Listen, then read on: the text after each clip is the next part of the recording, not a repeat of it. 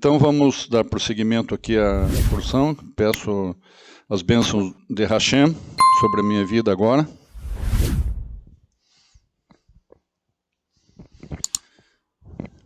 Então é Gênesis 44:18 a 44:27, livro de Ezequiel também e Lucas. Aqui um breve resumo da porção de hoje, os itens principais. Essa porção começa falando da defesa de Judá. A defesa de Judá, eu coloquei entre parênteses ali, tudo que ele falou tem um slogan, né? Tem uma temática principal, a maior preocupação de Judá com relação a Benjamim, que Benjamim não poderia deixar o pai, porque como Jacó, que estava lá em Canaã, já tinha sofrido muito, né? Crendo realmente que José havia sido morto por um animal, que, entre aspas, quem sabe um leão, um lobo, sei lá. Então, sofreu muito com isso, já que José e Benjamim, como irmãos, eram filhos de Raquel. Então havia uma proximidade, um amor maior de Jacó com relação a José e também a Benjamim, né? Então essa questão realmente pegou, e Judá, com os demais irmãos, eles não aceitariam, não estavam aceitando a possibilidade de Benjamim ficar retido no Egito por José, por Zafnat Paneia, no caso, né? Senão poderia ter, eles achavam que Jacó poderia ter um colapso, né? Até morrer. Então, item 2. José, Zafnat Paneia, eu coloquei ali entre parênteses Zafnat Paneia, dá-se a conhecer aos seus irmãos, ele se revela. Essa história que eu acabei de contar para vocês aqui quando fiz o comentário ali sobre que ele tirou as vestes, né, suas vestes de egípcio. Item 3. Faraó ouve falar dos irmãos de José. Faraó se agradou com eles, se agradou que eles estão vindo. Então, como o Faraó ele acabou honrando José e tendo uma admiração pelos dons de José, pela capacidade, né, de não só interpretar sonho, mas como nós ouvimos na porção passada, o que chamou a atenção de Faraó com relação a José foi a lealdade de José. Não foi só que José tinha dons de interpretar sonhos, não foi esse o ponto principal, mas sim o que chamou realmente a atenção de Faraó para convidá-lo, para chamá-lo a ser seu braço direito, uma pessoa de alta confiança, foi a lealdade que Jacó demonstrou a Faraó por suas atitudes, né? Então, isso é uma lição para nós também. Às vezes, por coisinhas muito pequenas, a gente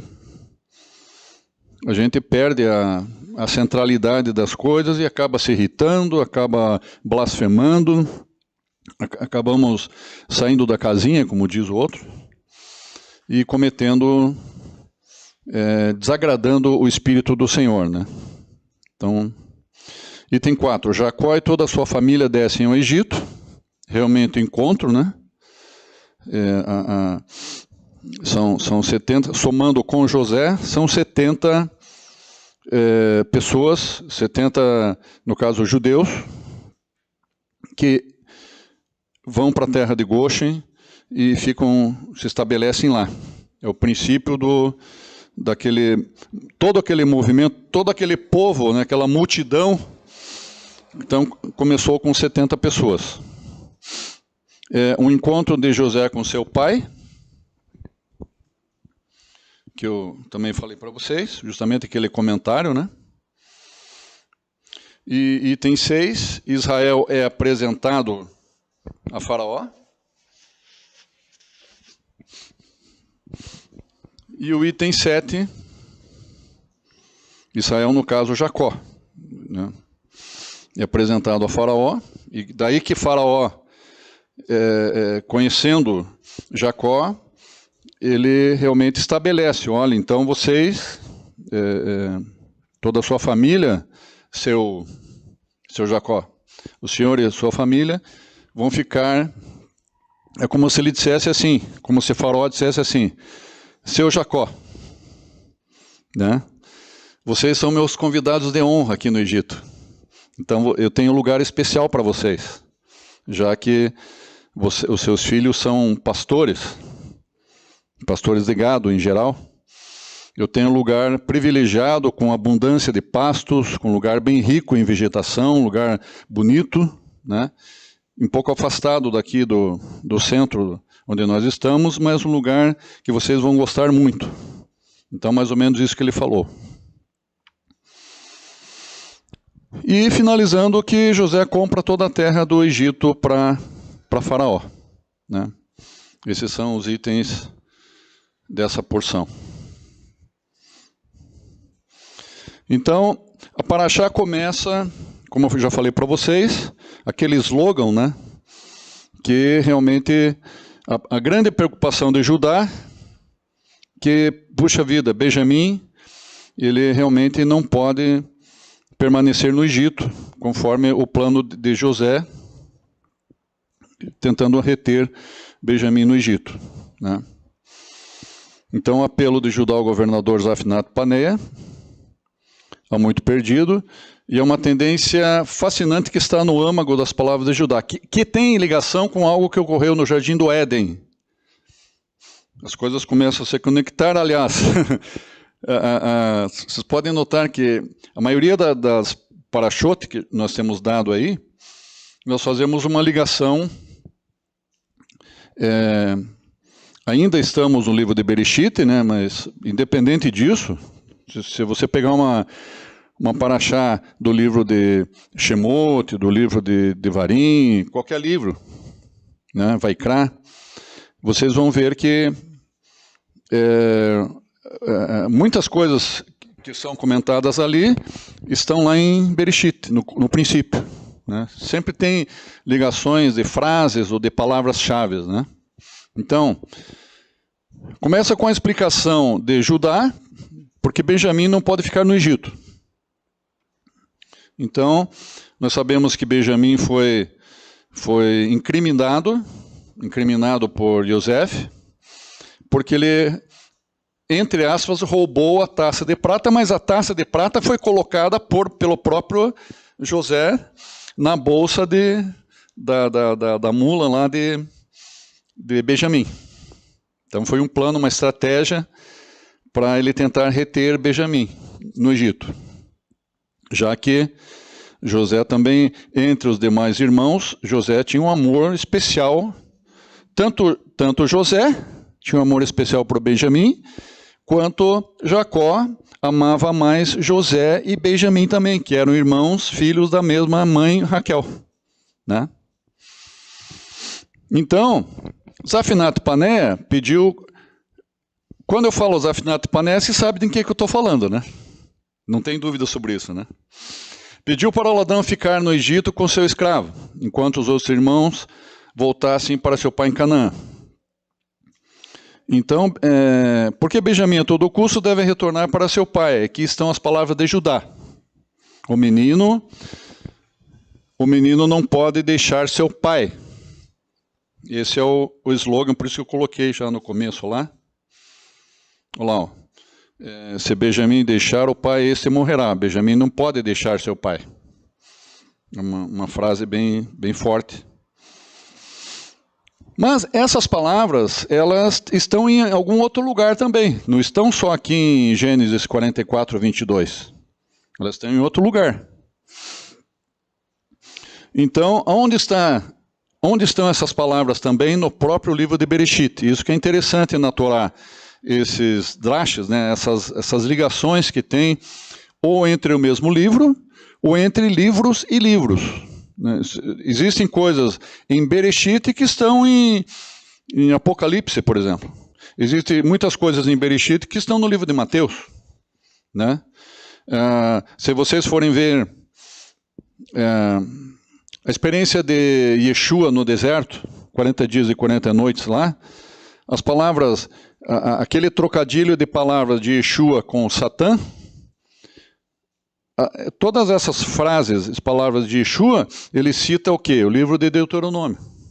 Se você for localizar essas palavras de Deuteronômio, também tem ligação, essas palavras-chave, algumas delas, no livro de Bereshit.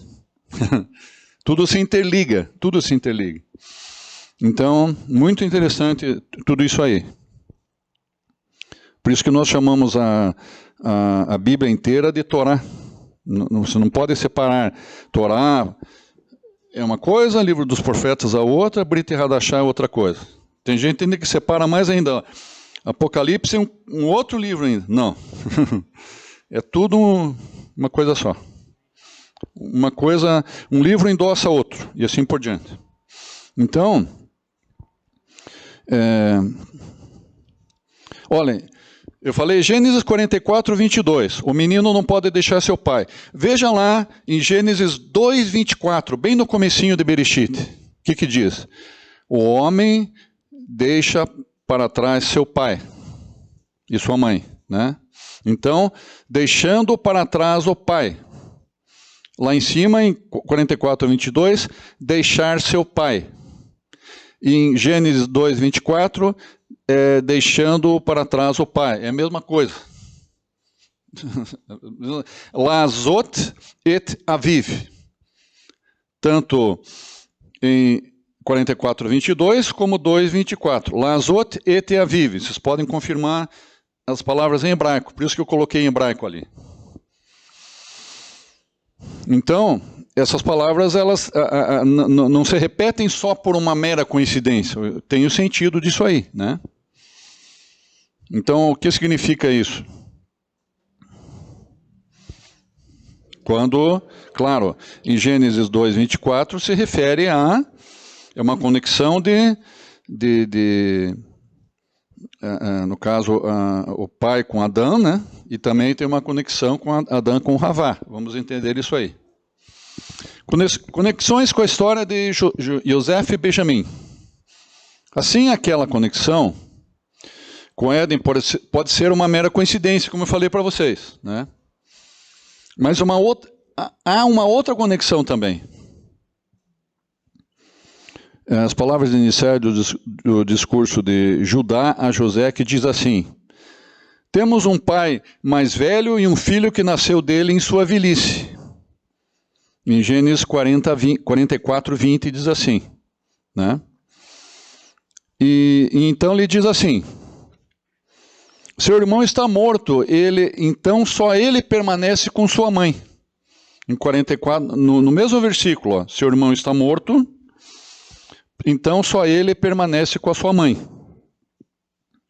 Qual irmão está morto?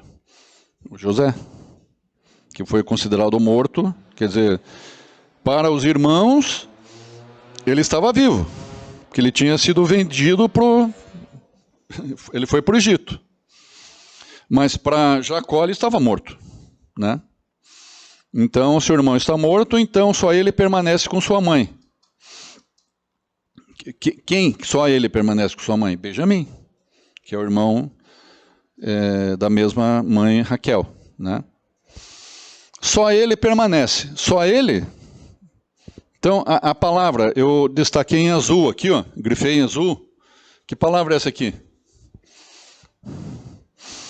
Levador. A palavra levador. E qual a conexão que tem com o jardim, né, do Éden? Lá também existe a mesma palavra levador. Sozinho, ou só, estar só, ficar só, né? Vamos resumir com uma palavra sozinho, ficar só. Não é bom que o homem esteja só, né?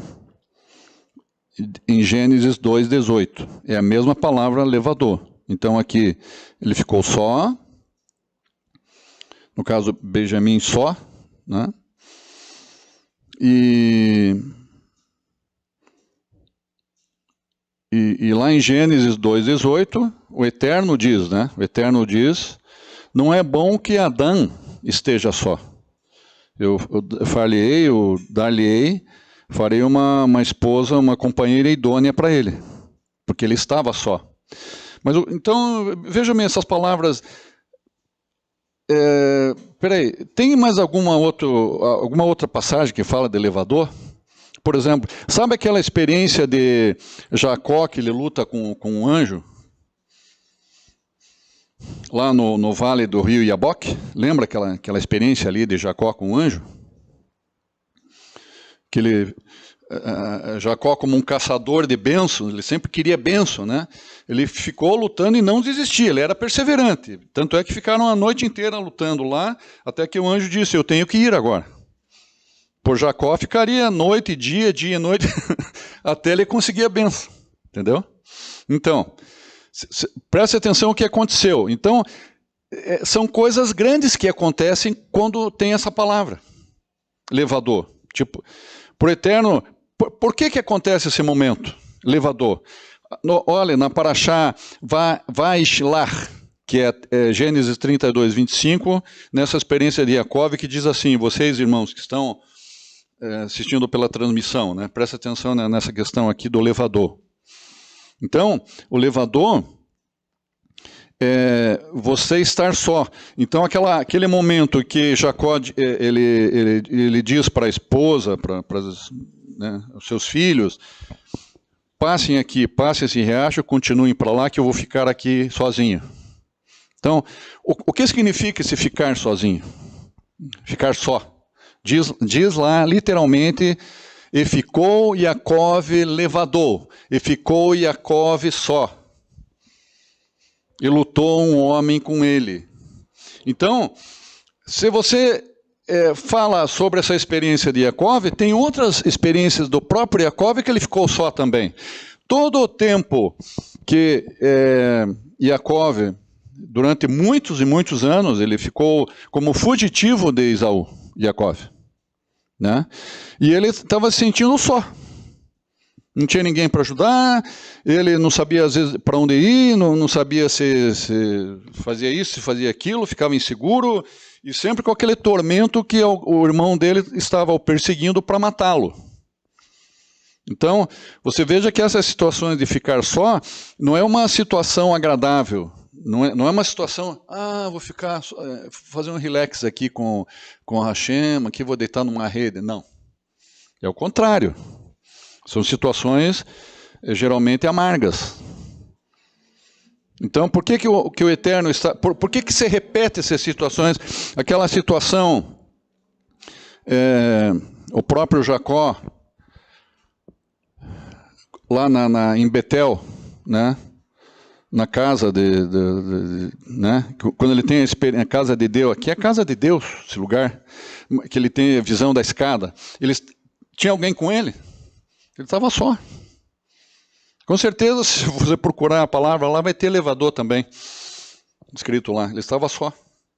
Por que o Eterno, ele permite? Uma vez, na Rua Mauá, quando nós tínhamos a sede na Rua Mauá, aqui, perto, o Shulam conversou comigo, com a Estela, ele disse, Jair, esse chamado que o Eterno tem para vocês, tem isso e isso, mas é como se vocês estivessem caindo de paraquedas em Curitiba aqui, no meio de uma selva. Vocês têm que, na mão de vocês tem um facão, vocês têm que começar a abrir um caminhozinho, fazer piquete, assim, cortar matos, árvores, galhos, e começar a fazer um caminho no meio dessa selva. E vocês vão se sentir sós. Ele falou assim, vocês vão se sentir levador. Então, o Eterno permite essas situações para que nós não perguntemos por Gustavo, me dá uma orientação. Pedro, me dá uma orientação. Irmã, me dá uma orientação. Giovana, não. O Eterno quer que não tenha ninguém de carne e osso do nosso lado. Ele quer que nós façamos assim, ó. Eterno, socorro. Agora o meu socorro é o Senhor. Eu não estou só. Eu estou só aqui fisicamente, mas o Senhor é a minha força, o Senhor é o meu escudo, o Senhor é o meu broquel, o Senhor é a minha justiça, o Senhor é a minha mente, o Senhor é o meu caminho. É essa que é a mensagem do elevador, irmãos. Então, Adão ficou sozinho, sim. Por que ele ficou sozinho? Ele ficou sozinho porque ele precisava contemplar o Eterno, contemplar a obra do Eterno, se relacionar com o Eterno, né? E daí, depois que ele entendeu a mensagem, as coisas foram acontecendo para ele. Daí o Eterno enviou Eva, para ser companheira de Adão em seu casamento. Então, essa conexão dessas palavras aqui, Judá está usando essa mesma palavra, elevador, para descrever Benjamim. Então, por que essas palavras estão lá? Mas Benjamim não vai se casar, e a experiência de Adão com o Eterno, com Havá ali, é uma experiência de um casamento. Mas o que está por trás disso?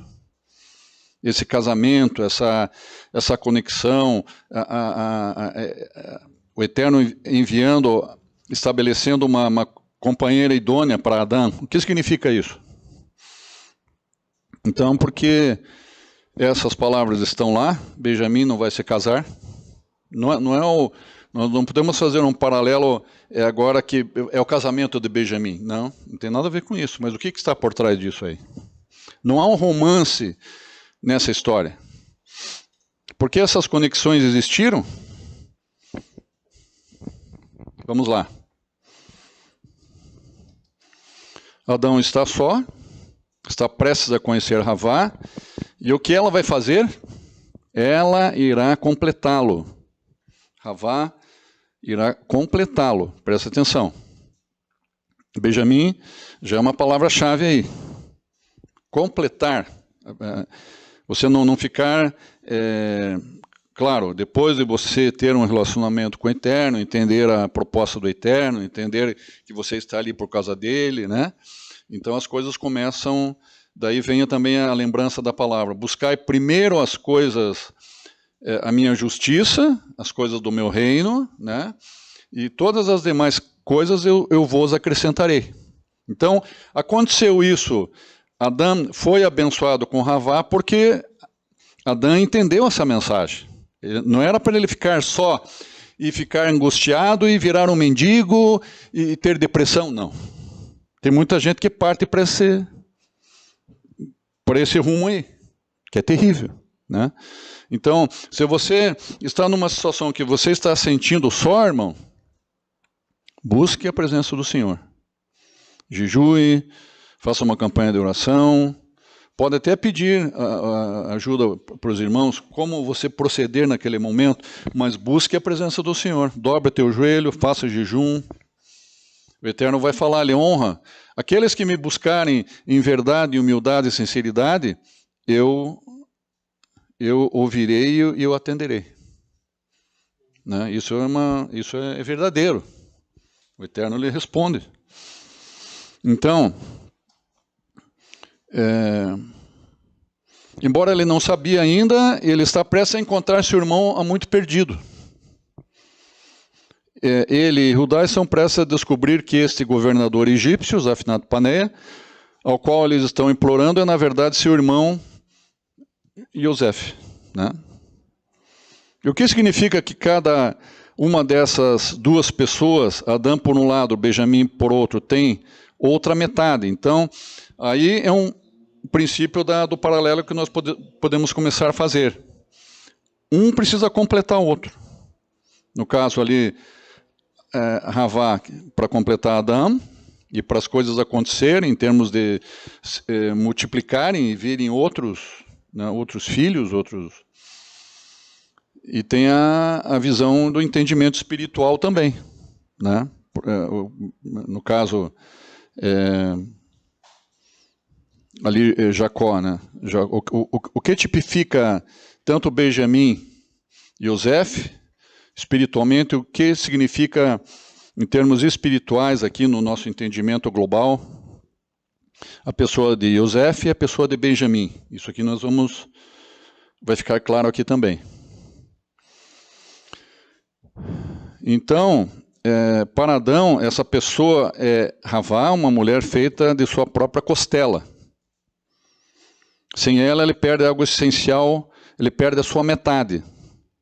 Ela é apenas uma parte do que precisa ser. Com ela, com Havá, Adão fica completo, se torna completo e agrada ao Eterno. Porque isso é um projeto do Eterno.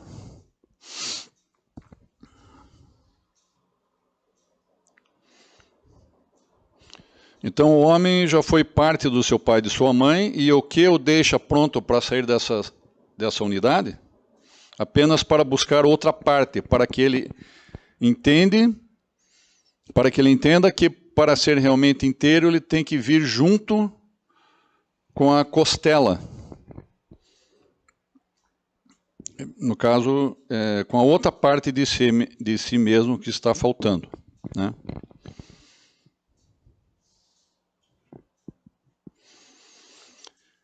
E quando que ele vai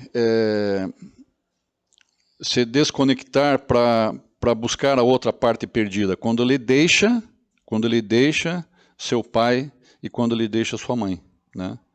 Por isso, aquela palavra que diz, Gênesis 2:24, é por isso que o homem deixa para trás sua mãe e seu pai e se une à sua esposa para eles se tornarem uma só carne.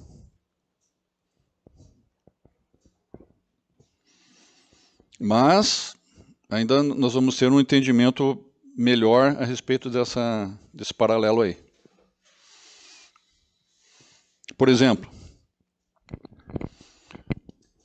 não é apenas quando sentimos falta do cônjuge que nos sentimos sós e, digamos, dilacerados, fragmentados, né? Mas quando alguém que por direito deveria estar ao nosso lado em nossa casa,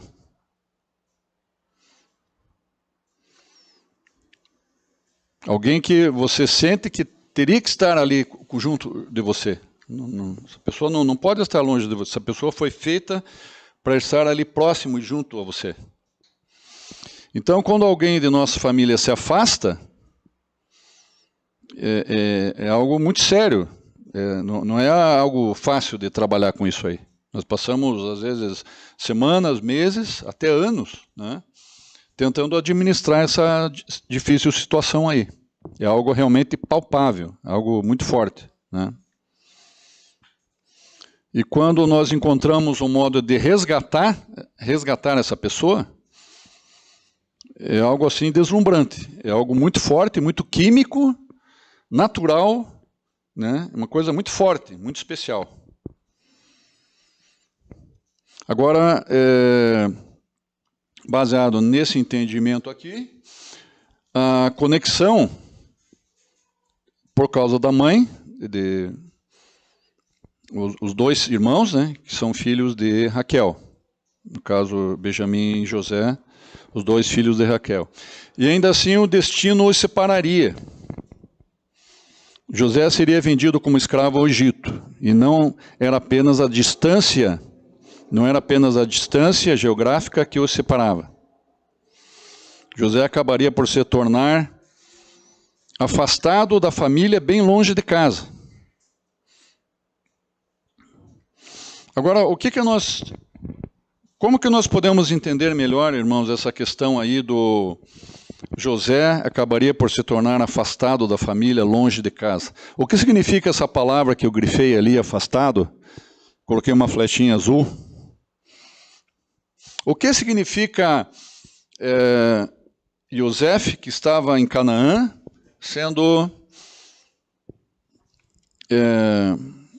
que sai de Canaã de uma forma totalmente esquisita, estranha, e vai parar no Egito? O que significa isso? E José espiritualmente tipificando o Mashiach, que toda essa história, a vida de José, retrata muito, de uma forma muito detalhada, a vida, né, e a missão de Yeshua HaMashiach. Acho que todos concordam com isso. Está muito claro, muito forte na Bíblia, na Torá. Mas como que nós podemos entender Yosef afastado da terra de Canaã, na prática, espiritualmente, à luz da Escritura? Como que nós podemos entender isso aí? Como que aconteceu isso? Quando que Yeshua sai... vou fazer uma pergunta para vocês.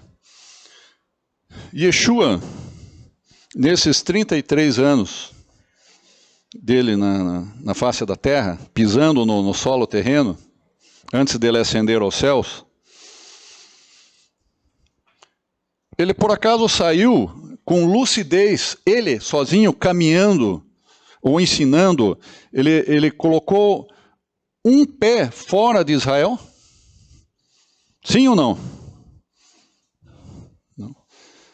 Lúcido, fora de Israel, sim, quando ela era bebezinho, mas no colo, ou numa jumenta, ou no colo dos pais. Ele não andava ainda.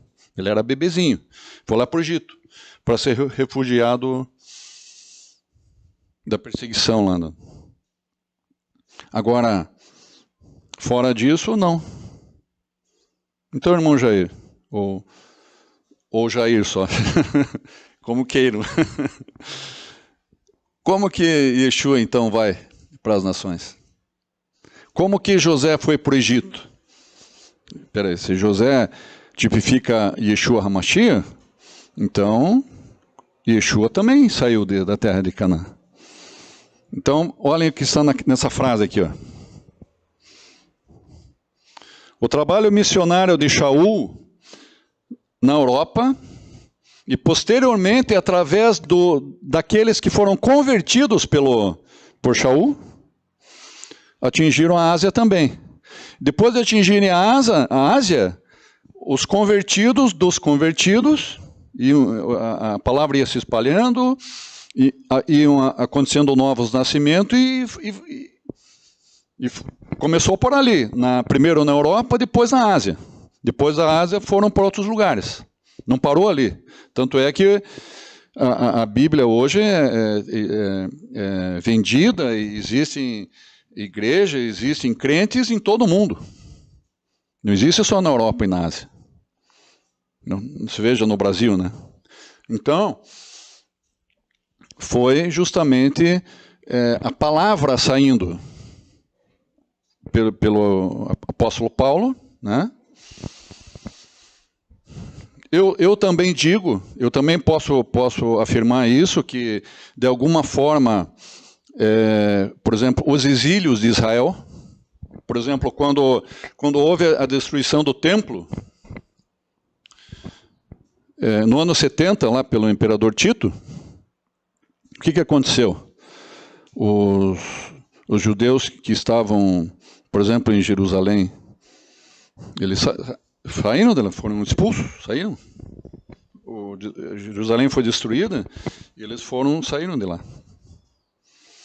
Então ali foi um exílio, né?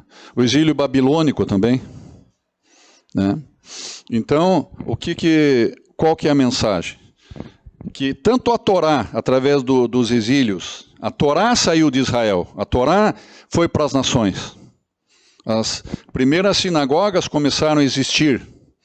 Tanto é que a primeira sinagoga, fora de Israel, tinha o templo, não tinha sinagoga em Israel, tinha o templo de Jerusalém.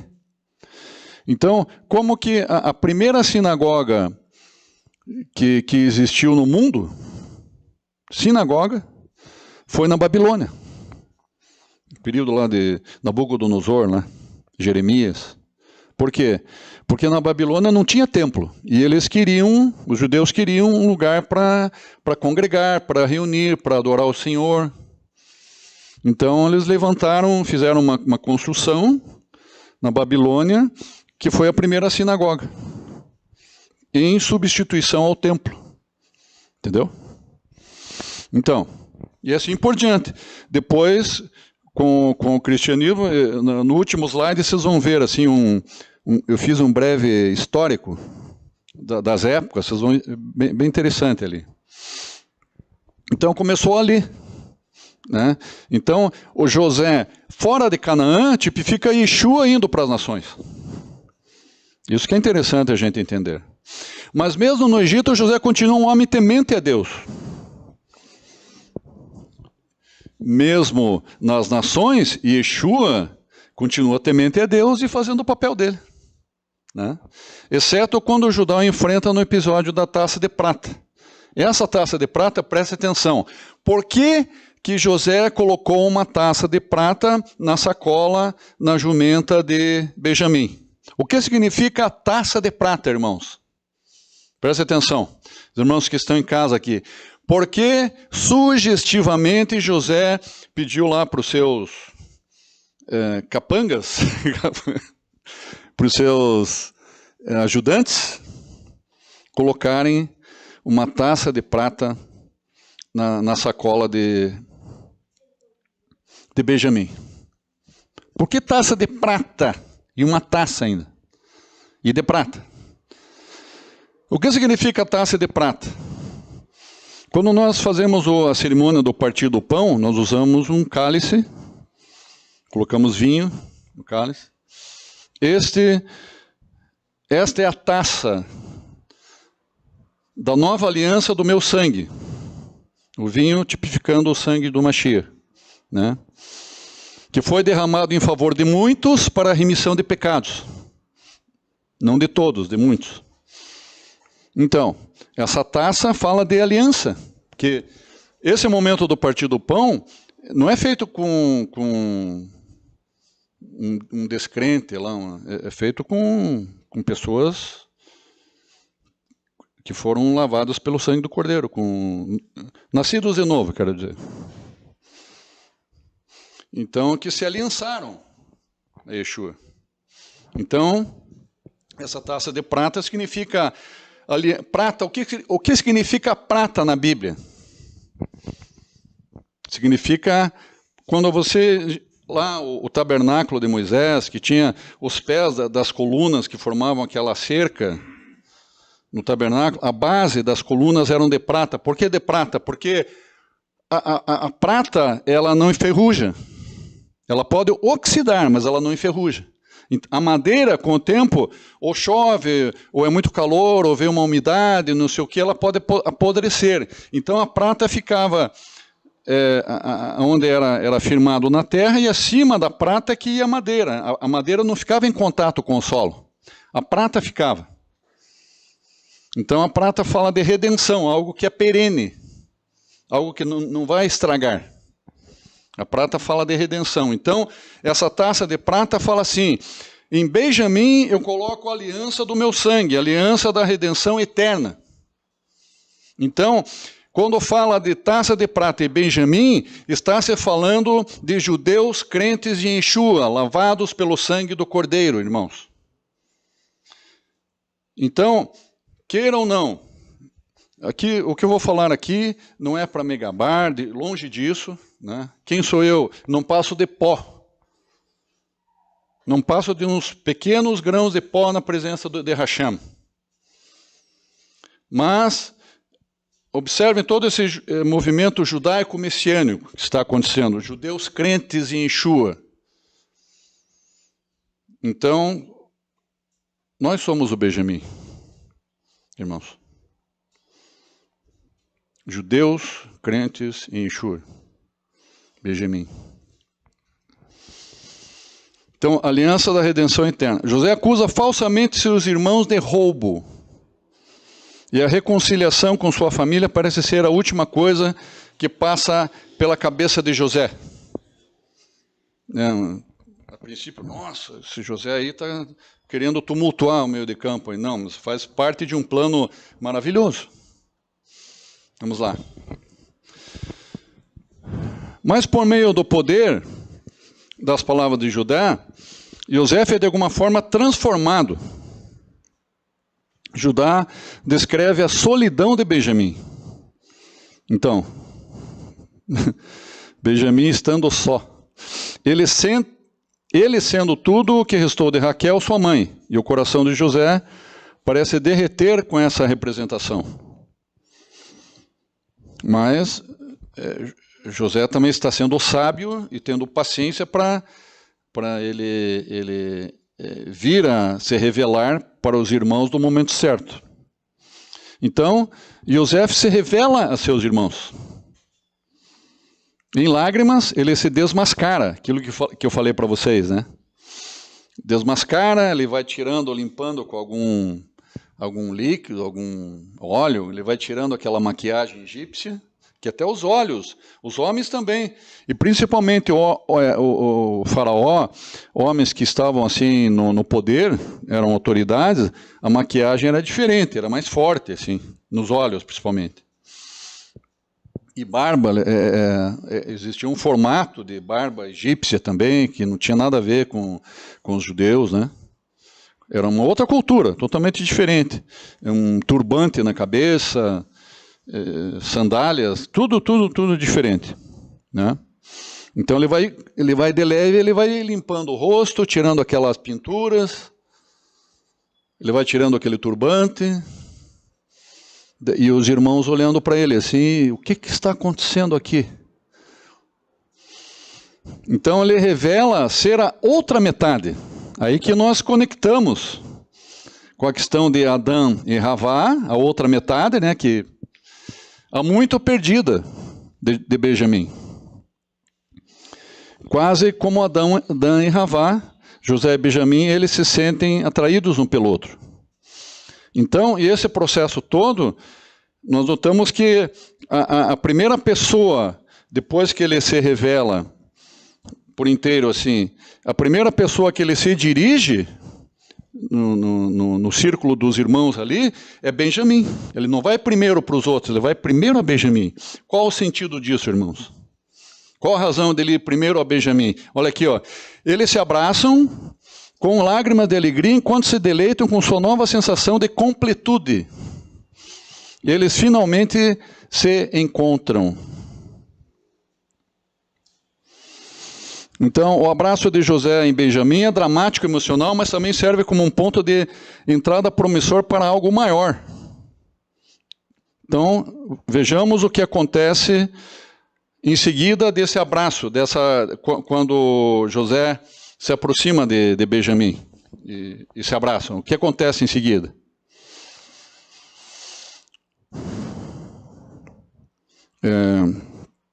Então, ele beijou todos os seus outros irmãos também e pranteou sobre eles, em Gênesis 45:15, e depois seus irmãos falaram com ele. Então, primeiro ele foi a Benjamim, depois que há uma segunda etapa em que daí os irmãos se relacionam, falam com eles também, ou choram, ou etc. Mas o impacto primeiro foi com Benjamim, que foi muito forte ali, né? Depois que ele vai se dirige aos outros irmãos, né? No final das contas, não foi só Benjamim, havia um círculo maior de irmãos de que José foi afastado, e agora José vai primeiro a Benjamim, mas depois chega aos outros irmãos, abraços e beijos também, né? Então, o que significa a palavra Benjamim? Beniamim, né? Beniamim. Significa o filho predileto ou filho da mão direita. O que significa filho da mão direita? Vocês já viram essas palavras antes, mão direita? Não é estranho, né? Yeshua está sentado no lado esquerdo de Hashem? Qual lado que ele está? A palavra não deixa dúvida. Yeshua está à destra do Pai. Sim ou não? Sim. Então vamos fazer as conexões das palavras aí. Peraí. Destra e aqui destra também, direita aqui direita também, filho da destra, filho da mão direita, sim. E há uma conexão muito forte com Yeshua. Benjamim e José eram irmãos, mas irmãos muito ligados porque eram filhos da mesma mãe. Então havia uma conexão, uma aliança, né? Uma conexão muito forte entre eles, José e Benjamim, por serem filhos da mesma mãe. E eles tinham uma ligação entre eles diferente dos outros irmãos. Isso é muito importante a gente saber. Então, como Benjamim fosse uma espécie de trampolim, fosse uma espécie de ponte, para que daí, depois desse momento, Yosef fosse aos outros irmãos e os outros irmãos se relacionassem, voltassem a se relacionar com ele, né?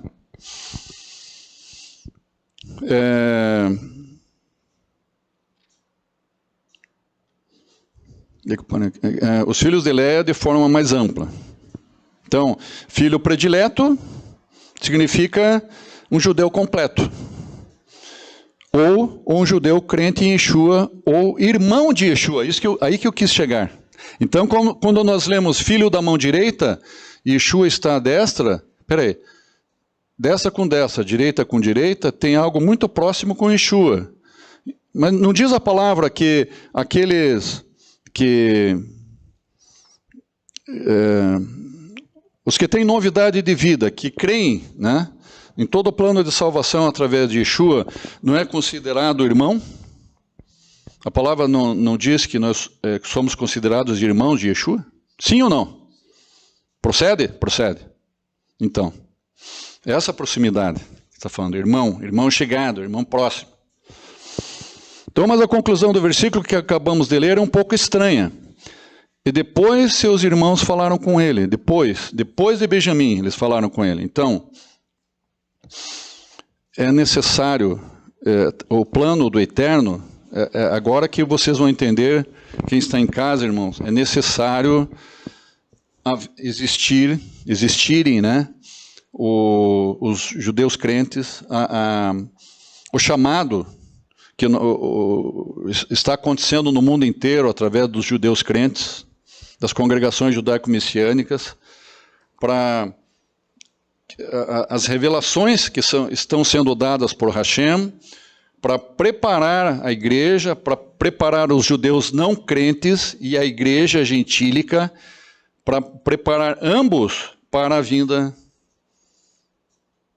a segunda vinda de Yeshua. Esse que é o plano do Eterno. Isso é maravilhoso, simplesmente maravilhoso. Então, preste atenção aqui, ó. Não quero que eu sou meio-dia. Orua é derramado aos judeus, trazendo grande arrependimento, e Yeshua se revela ao seu povo. Preste atenção aqui. Se alguém já pensou assim, irmão Jair, como que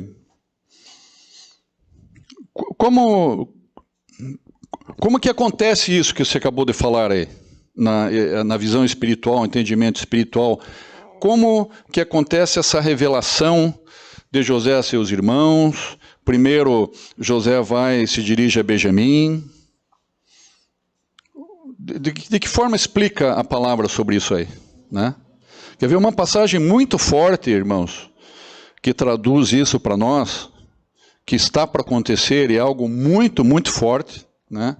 Fala aqui do dia do Senhor. O dia do Senhor. Lembram o tema da porção de hoje, qual que é? O tempo da revelação. O tempo da revelação. Qual é esse tempo da revelação? Isso que José fez no Egito, que ele se revela aos seus irmãos, quando irá acontecer isso? Está para acontecer no dia do Senhor. Porque quando Yeshua voltar e colocar os seus pés no Monte das Oliveiras, no mesmo lugar que ele ascendeu aos céus, né? Ele aquela batalha do Armagedon, vocês já ouviram falar, né? Mas ele vem para fazer justiça e para proteger o Jerusalém, Israel. Ele vem para proteger. Porque é um período em que segundo o livro de Zacarias, todas as nações estarão opressas. Todas as nações estarão oprimindo Jerusalém. Todas as nações. Um momento assim terrível. E daí, Presta atenção no que eu vou falar agora aqui. Sabe como que o povo judeu vai se sentir? Lá em Israel e principalmente em Jerusalém? Eles vão se sentir levado, só. Eles vão se sentir sós, porque tem todas as nações ao redor deles, mas nenhuma delas está dizendo, ô meu amigo, vem aqui que eu te protejo. Não. Todas as nações vão estar oprimindo. Todas as nações se levantarão contra Jerusalém, diz a palavra. Mas o Senhor virá, pelejará, dará vitória a Israel. Olha aqui como que se traduz essas palavras. Mas sobre a casa de Zacarias 12:10, mas sobre a casa de Davi, sobre os habitantes de Jerusalém, derramarei o espírito de graça e de súplicas, e olharão para mim a quem transpassaram. Olharão para mim quem? Quem que é esse mim? Olharão para mim, você irmão que está em sua casa agora, olharão para mim a quem transpassaram. Quem que é esse mim? Está se referindo, olharão para mim Yeshua, ou olharão para mim Hashem? Olharão para mim Hashem, o Deus Todo-Poderoso, o Deus de Abraão, de Isaac e de Jacó. Olharão para o Deus de Abraão, de Isaac e de Jacó. Ou olharão para Jacó, que é o pai de José. A quem transpassaram? Eles transpassaram Jacó, mentindo para Jacó que José foi morto. E prantearão sobre ele. Sobre ele quem? Sobre o Deus de Abraão? Não. E prantearão sobre Yeshua. Como assim, Jair? Prantearão sobre Yeshua. Porque agora, nesse momento, Zacarias 12:10 diz que o Rua derramará um espírito de grande arrependimento no coração deles. Todos esses 2000 anos em que no livro de Romanos está escrito que Hashem endureceu o coração deles, e tapou os ouvidos deles, para que não ouvissem nem crescem, vai ser quebrado. Esse momento vai cair por terra, e eles vão se arrepender, e vão crer que Yeshua... É um choro muito forte.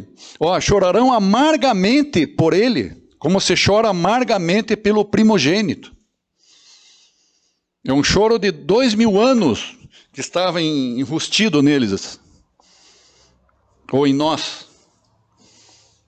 Nós já passamos, já fomos lavados de novo, né, pelo sangue do Cordeiro.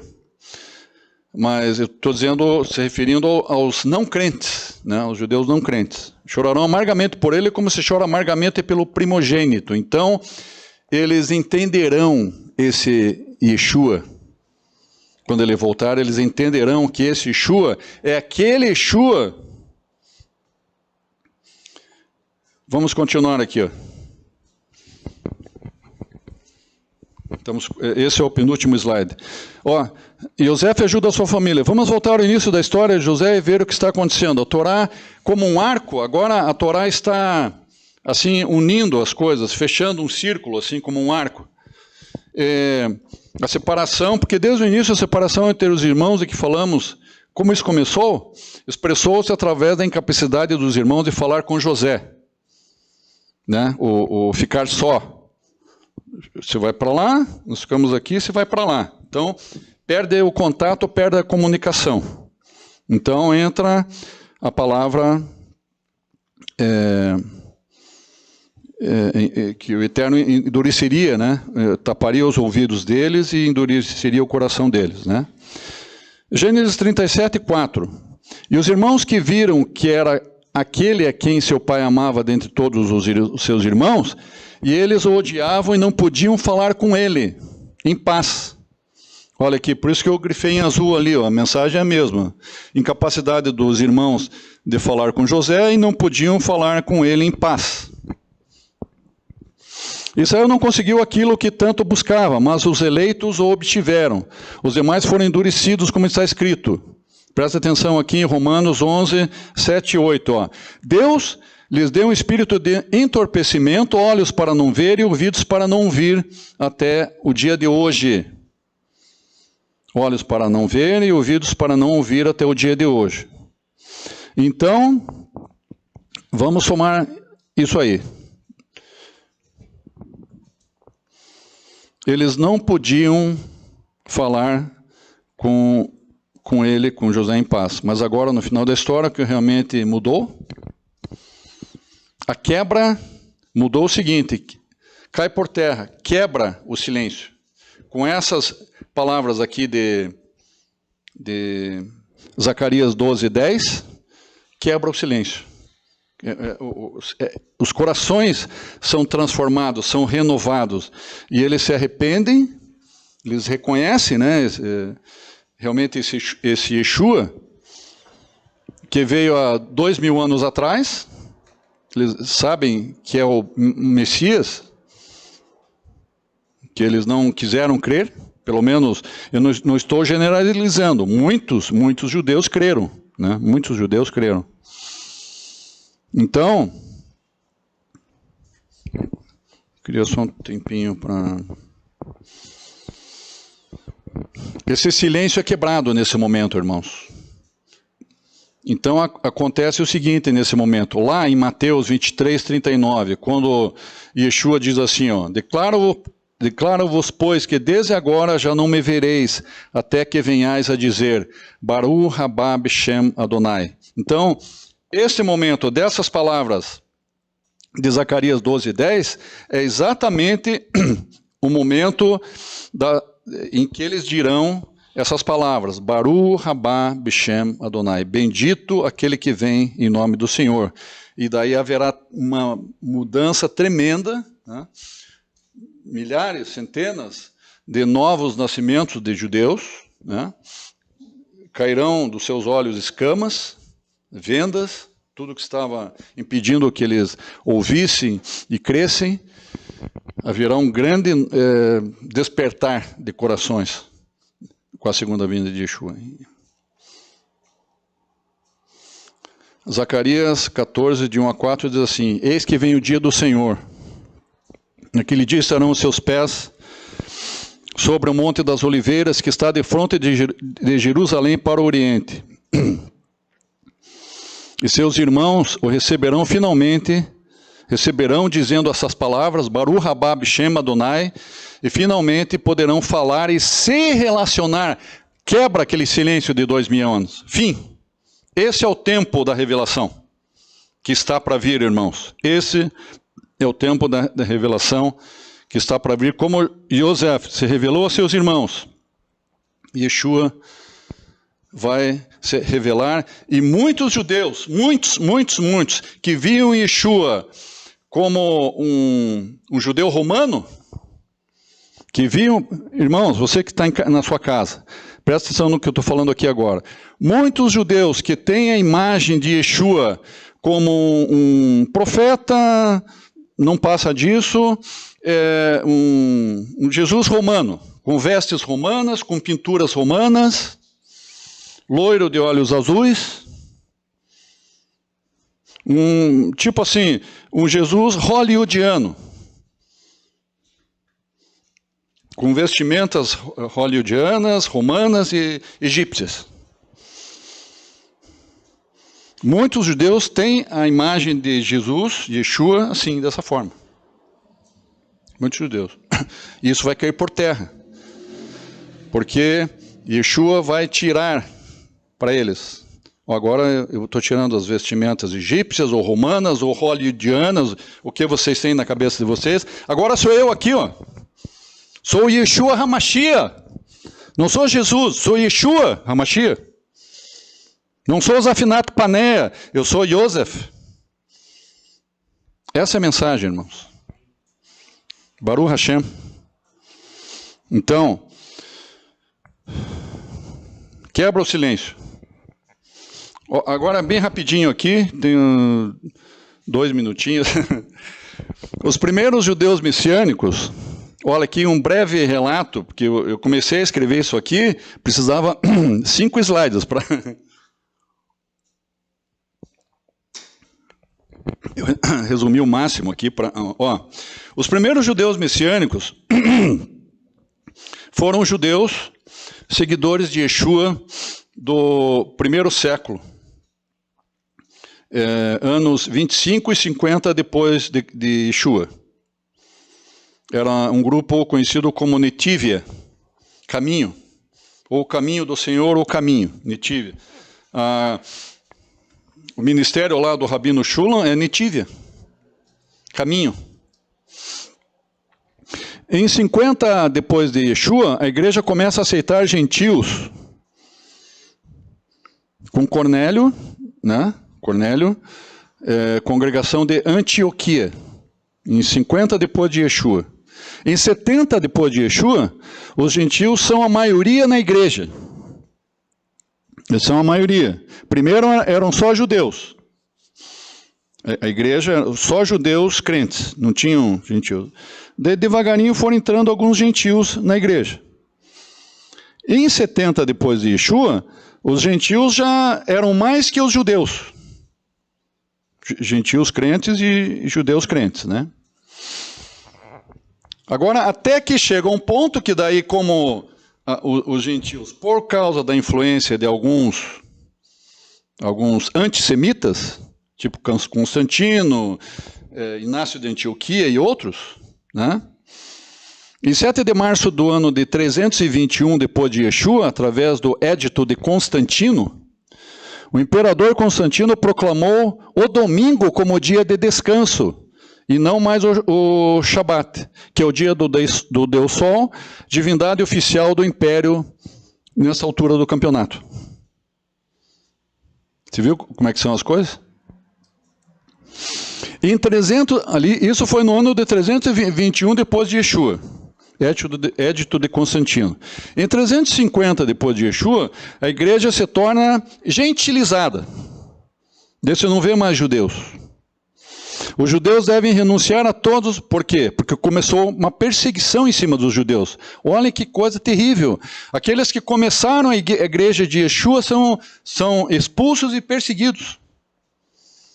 Os judeus devem renunciar a todos os costumes judaicos para ingressar na igreja. A igreja se torna maior que o povo judeu.